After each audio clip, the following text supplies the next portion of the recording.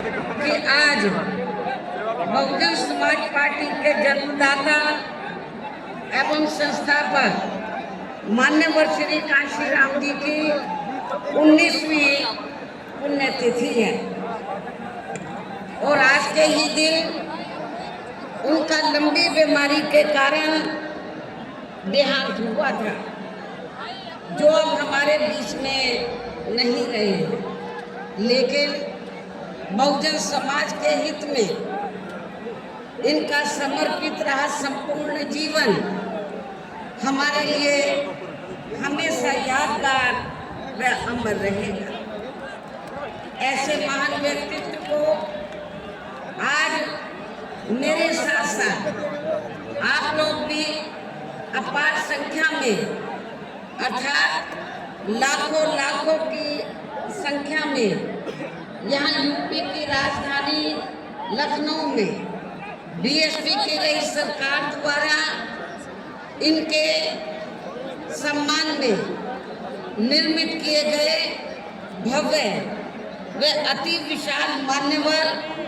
श्री कांशीराम जी स्मारक स्थल पर इनको अपने श्रद्धा सुमन अर्पित करने के लिए पहुँचे। हालांकि आप लोगों को ये भी मालूम है कि इनके सम्मान में बनाए गए इस स्थल के कुछ हिस्सों की समय से मरम्मत नहीं होने की वजह से आप लोग भी पिछले कुछ समय से यहाँ इनकी प्रतिमा पर अपने पुष्प अर्पित नहीं कर पा रहे थे। लेकिन अब यहाँ मरम्मत का अधिकांश कार्य पूरा हो जाने के बाद इस बार मेरे साथ साथ आप लोग भी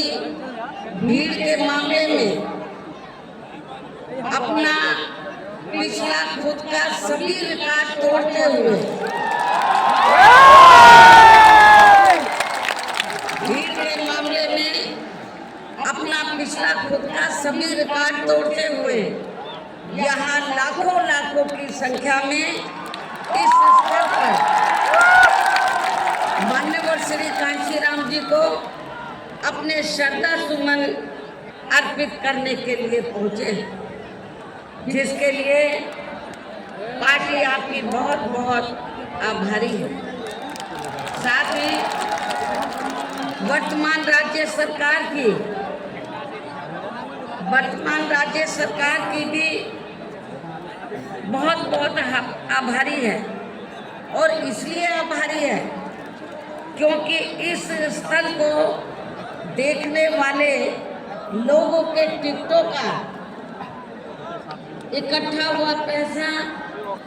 पूर्व की रही सपा सरकार की तरह वर्तमान भाजपा की राज्य सरकार ने इसे दबा कर नहीं रखा है, बल्कि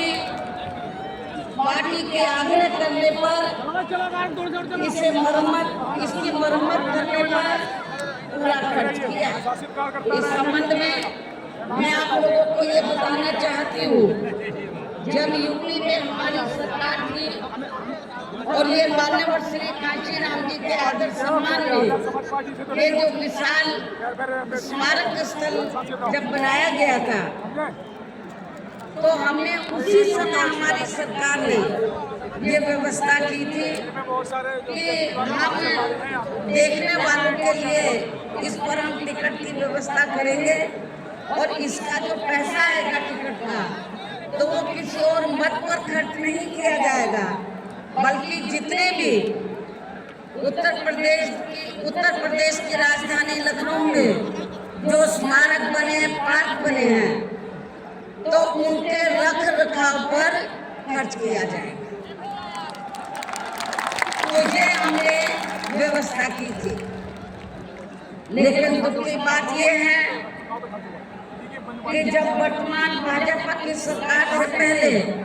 यहाँ सपा की सरकार थी, तो सपा की सरकार ने उस टिकट के पैसे को दबा कर रखा, एक पैसा खर्च नहीं किया इनके रख रखाव पर और हालत बड़ी जर्जर हो गई थी अवस्था होगी। जेई नहीं ऑर्डिनेंस करते पार थे, उनकी हालत बड़ी खराब हो गई थी। तो तब मैंने उत्तर प्रदेश के मुख्यमंत्री जी को ये कहा, लिखित चिट्ठी के जरिए उनसे रिक्वेस्ट किया कि हम आपसे ये नहीं कहते कि दूसरे मत का पैसा आप इनके रख रखाव पर लगाओ। तो जो देखने वालों का टिकटों का पैसा काफी बड़ी तादाद में इकट्ठा हो गया है गवर्नमेंट के पास, उस पैसे को इनके रख रखाव पर लगाया जाए। तो उत्तर प्रदेश की वर्तमान भाजपा की सरकार ने इस मामले को दिखवाया पूरा, और उसके बाद उन्होंने हमें कमिट किया, प्रॉमिस किया कि हम जो भी पैसा टिकटों को आया है हम दूसरे मत पे नहीं लगाएंगे, बल्कि इन स्थलों के रख रखाव पर लगाएंगे। उन्होंने ये बताया। इससे हमारी पार्टी उनके आभारी है। लेकिन वही दूसरी तरफ समाजवादी पार्टी के जब यूपी में सरकार थी और ये स्तर बन चुके थे, तो उन्होंने इनके रख रखाव पर कोई पैसा खर्च नहीं किया, टिकटों का पैसा दबा कर रख लिया। लेकिन जब अब वो सत्ता से बाहर है समाजवादी पार्टी, तो अभी 2-3 दिन पहले वो मीडिया में खबर छपवा रहे थे कि हम माननीय श्री कांशीराम जी के सम्मान में संगोष्ठी करेंगे। लेकिन जब वो सरकार में रहते हैं तो ना उन्हें पीडीए याद आता है और ना माननीय श्री कांशीराम जी की ना ही पुण्यतिथि उनको याद आती है सरकार में रहकर। लेकिन जब वो सत्ता से बाहर हो जाते हैं तो समाजवादी पार्टी को फिर याद आता है कि हमें संगोष्ठी करनी चाहिए। मैं सपा मुखिया अखिलेश यादव से मैं ये पूछना चाहती हूँ, यदि माननीय श्री कांशीराम जी के प्रति आपका इतना ही आदर सम्मान था, तो जब यूपी में मेरी सरकार थी तो मेरी सरकार ने अलीगढ़ मंडल में कासगंज के नाम से अलग से जिला बनाया। उस जिले का नाम माननीय श्री कांशीराम जी नगर के नाम से रखा। लेकिन जैसे ही समाजवादी पार्टी पावर में आई, उन्होंने नाम बदल दिया। माननीय श्री कांशीराम जी के नाम पर हमने कॉलेज, यूनिवर्सिटी, अनेकों संस्थानों के नाम रखे, अनेकों संस्थानों के नाम रखे, जनहित की योजनाएं शुरू की। सारी की सारी समाज अधिकांश जो बड़ी बड़ी योजनाएं थी वो सभी की सभी इन्होंने बंद कर दी समाजवादी पार्टी की सरकार ने। ये इनका दोगला या दोहरा चरित्र नहीं है तो क्या है? ये सत्ता में रहते हैं, ना इनको पीढ़ी याद आता है और ना पीढ़ी के जो संत गुरु और महापुरुष है वो भी याद नहीं आते हैं। जब ये सत्ता से बाहर हो जाते हैं तब इनको हमारे संत गुरु और महापुरुष याद आते हैं। तो ऐसे दोनों लोगों से आप लोगों को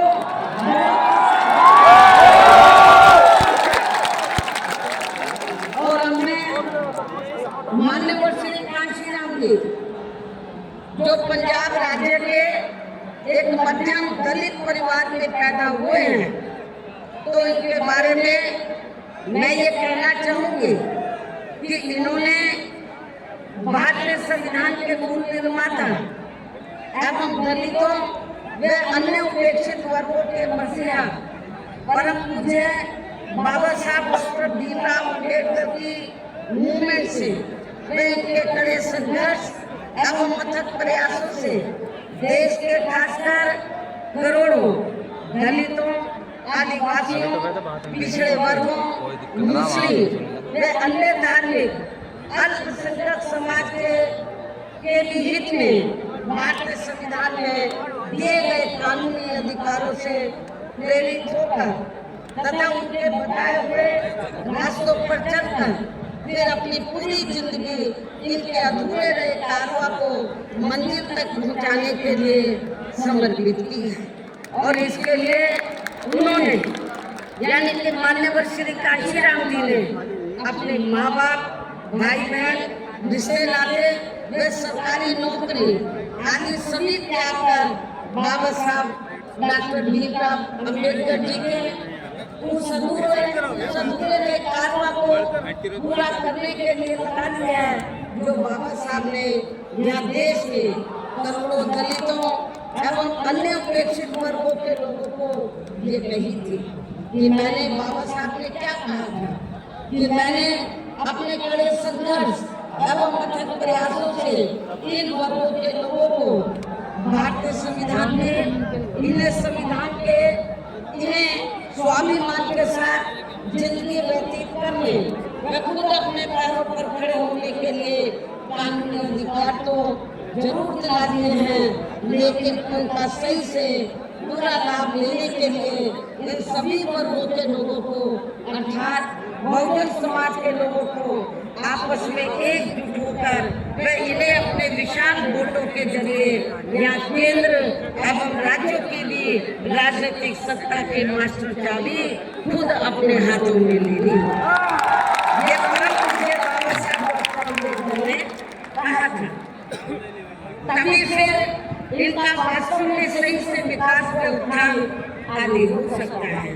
और तभी फिर ये लोग स्वाभिमान के साथ अपनी पूरी जिंदगी व्यतीत कर सकते हैं। क्योंकि इस मामले में बाबा साहब डॉक्टर भीमराव अम्बेडकर जी का ये कहना था कि देश में राजनीतिक सत्ता वह एक ऐसी मास्टर चाबी है जिसके जरिए इन वर्गों के लोग अपनी सभी समस्याओं का समाधान खुद कर सकते हैं। साथ ही ये लोग भी यहाँ अन्य वर्गों की तरह पूरे आत्मसम्मान व स्वाभिमान के साथ अपनी खुशहाल जिंदगी व्यतीत कर सकते हैं। और इसके लिए बाबा साहब डॉक्टर भीमराव अम्बेडकर जी ने इन वर्गों के लोगों को जो भी रास्ते दिखाए तो वे उनके जीते जी तो पूरे नहीं हो सके थे, जिन्हें फिर उनके देहांत के बाद उन रास्तों पर चलने व उनके इस अधूरे रहे कारवां को मंजिल तक पहुंचाने के लिए माननीय श्री कांशीराम जी ने अनेकों कष्ट झेलकर अपनी पूरी जिंदगी लगा दी और वे अपने जीते जी इस मकसद में काफी हद तक कामयाब भी हुए। और खासकर इन्होंने यहाँ आबादी के हिसाब से देश के सबसे बड़े प्रदेश उत्तर प्रदेश में अपनी पार्टी के नेतृत्व में कई बार सरकार बनाकर वे उत्तर प्रदेश सहित नजदीक के लगे राज्यों में भी पार्टी के कुछ सांसद व विधायक आदि भी जिताकर बाबा साहब के कारवां को काफी हद तक आगे बढ़ाया है। इतना ही नहीं बल्कि मान्यवर श्री कांशीराम जी के देहांत होने से पहले उनकी ये दिली तमन्ना थी कि जहाँ आबादी के हिसाब से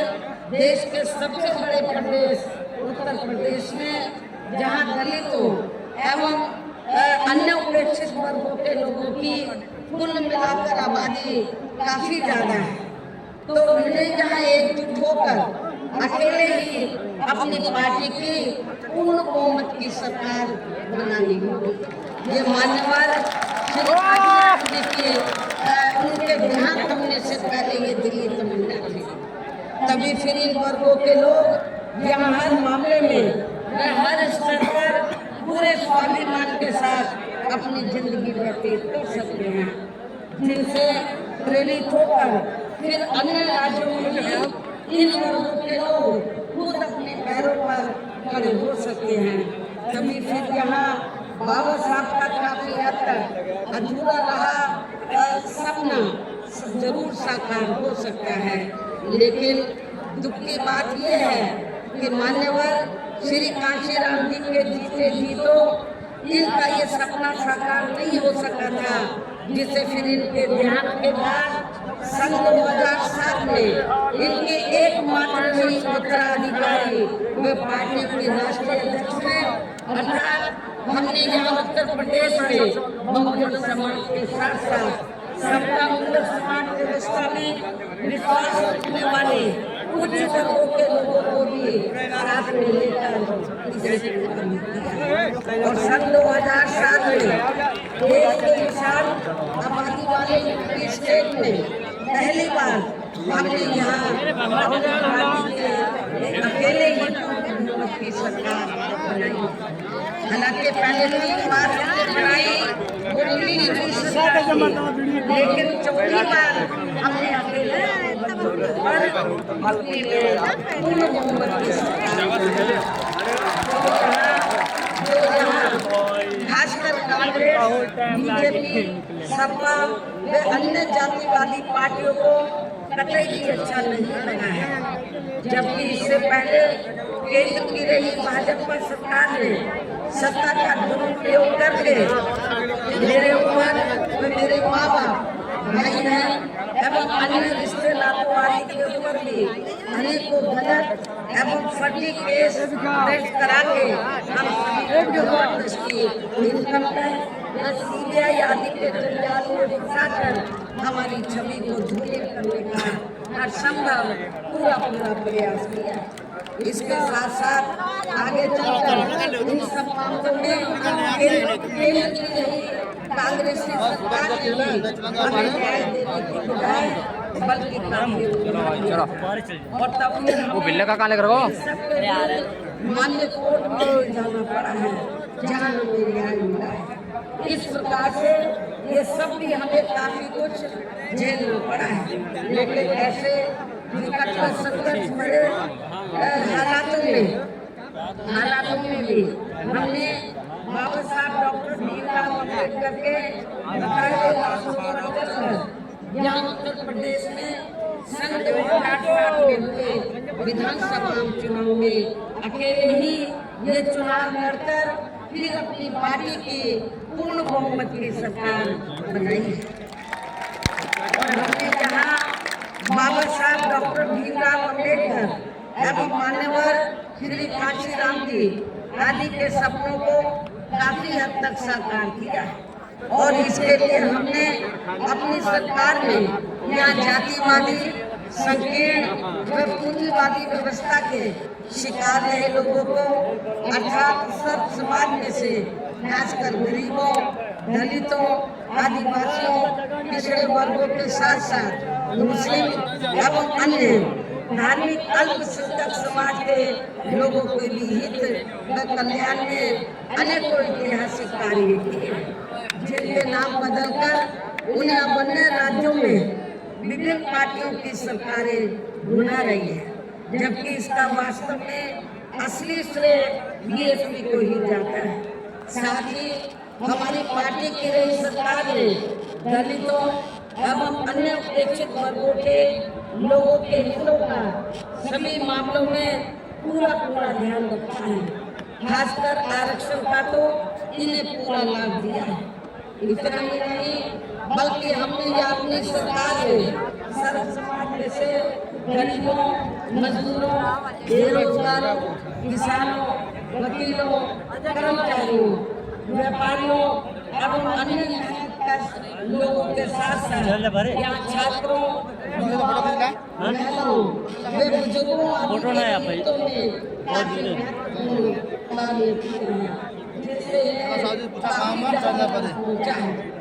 इनके साथ साथ हमारी पार्टी की रही सरकार ने प्रदेश में अपराध नियंत्रण एवं कानून व्यवस्था को भी चुस्त व दुरुस्त करने के लिए यहाँ जाति, धर्म व दलगत राजनीति से ऊपर उठकर कार्य किए हैं, ताकि प्रदेश में अमन चैन व शांति व्यवस्था आदि कायम रहे, जिसकी प्रदेश में उस समय जरूरत थी। सारी कानून व्यवस्था के मामले में हमने यहाँ हर स्तर पर अन्याय, अपराध व भय मुक्त वातावरण पैदा किया। इस प्रकार से हमारी पार्टी की पूर्ण बहुमत की रही सरकार ने यहाँ सब समाज के लोगों को हर मामले में व हर स्तर पर शब्द निकाय व सर्व निकाय की नीतियों पर आधारित है। यह काफी बेहतरीन सरकार दी है जिसे प्रदेश की जनता अभी तक भी भुला नहीं पा रही है। और खासकर हमने रोटी रोटी देने के मामले में सर्व समाज से यहाँ गरीबों, दलितों एवं अन्य उपेक्षित वर्गों के लोगों को काफी हद तक उन्हें आत्मनिर्भर बनाया। जिनकी यहाँ वर्षों से सभी विरोधी पार्टियों की गई सरकारों की जातिवादी, संकीर्ण व पूंजीवादी सोच होने के कारण काफी ज्यादा उपेक्षा की गई है। इतना ही